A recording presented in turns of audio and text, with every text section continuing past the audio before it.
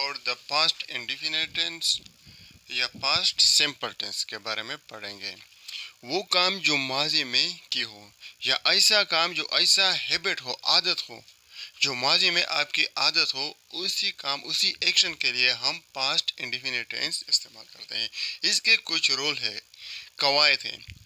Number 1, अगर किसी फिक्रे के आखिर में अलिफ ये आ जाए तो ये पास्ट इंडेफिनिट टेंस या पास्ट सिंपल टेंस का फिक्रा होगा और इसी में वर्ब की दूसरी फॉर्म इस्तेमाल होती है।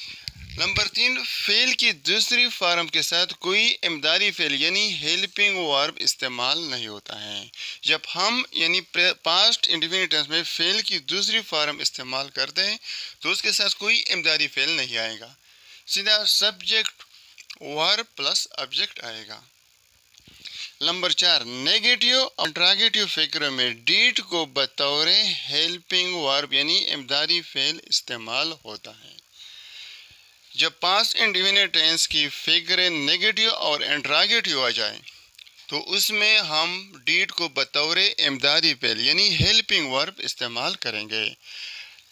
नंबर 5, जुमले में डीड लगाने से अगर ऐसा जुमला आ जाए इंट्रोगेटिव और नेगेटिव फिक्र आ जाए, लगाने से फेल की दूसरी फॉर्म पहली फॉर्म में तब्दील हो जाती है। यानी अगर किसी फिक्रे में डीड आ जाए तो उसी फिक्रे में वर्ब की दूसरी फॉर्म की बजाय वर्ब की पहली फॉर्म इस्तेमाल करेंगे। ये कुछ रूल है पास्ट इंडेफिनिट टेंस से, इसको अपने जहन में रखिए। देखिए, इसका कुछ ये है कि हम पहले सब्जेक्ट के बाद second form of the verb plus object. हमने मैच जीता। वी विन वोन वी वोन द मैच। हमने मैच जीता। Here we use the second form of the verb. वो लाहौर गया।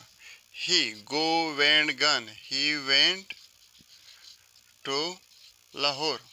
वो लाहौर गया। उसने खत लिखा। He wrote written. He wrote a letter. उसने मेरा कलम चुराया।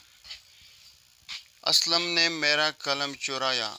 Aslam stole my pen. Aslam ने मेरा कलम चुराया। इस तरह जब फिक्र आ जाए तो हम इसमें वर्ब की सेकंड फॉर्म इस्तेमाल करेंगे। अगर इसी प्रेजेंट पास्ट इंडेफिनिट टेंस में अगर नेगेटिव या इंट्रोगेटिव फिक्र आ जाए तो वर्ब की सेकंड फॉर्म की बजाय हम वर्ब की पहली फॉर्म इस्तेमाल करते हैं। अब हम इसके नेगेटिव और इंट्रोगेटिव फिक्र के बारे में पढ़ेंगे कि इसके क्या स्ट्रक्चर है और किस तरह हम इसमें सेकंड वर्ब की बजाय first form of the verb इस्तेमाल करेंगे। इसका जो स्ट्रक्चर है, हम पहले सब्जेक्ट को लगाएंगे, बाद में डीड, इसके बाद नॉट यानी डीड नॉट, उसके बाद plus first form of the verb. Positive sentence में हम यह सेकंड फॉर्म इस्तेमाल किया और हम जब पास्ट इंडेफिनिट टेंस की नेगेटिव या इंट्रोगेटिव सेंटेंस आ जाए तो सेकंड फॉर्म की बजाय फर्स्ट फॉर्म हम इस्तेमाल करेंगे।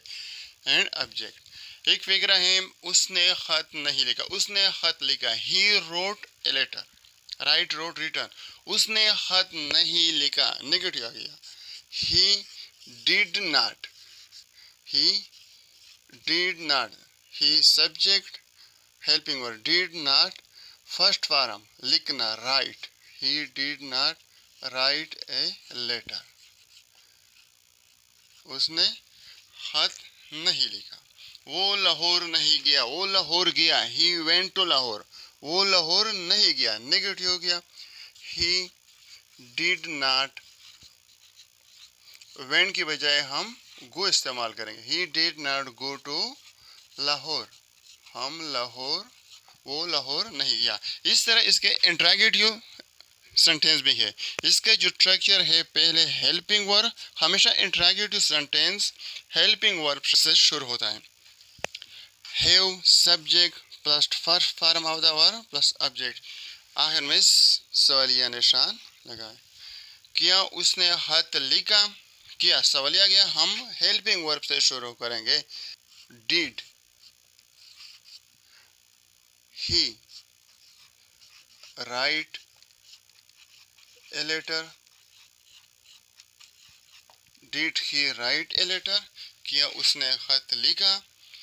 नंबर 2, किया वो लाहौर गया, did he go to Lahore, went की बजाय क्या लगाएं, गो टू लाहौर, आखिर में सवालिया निशान।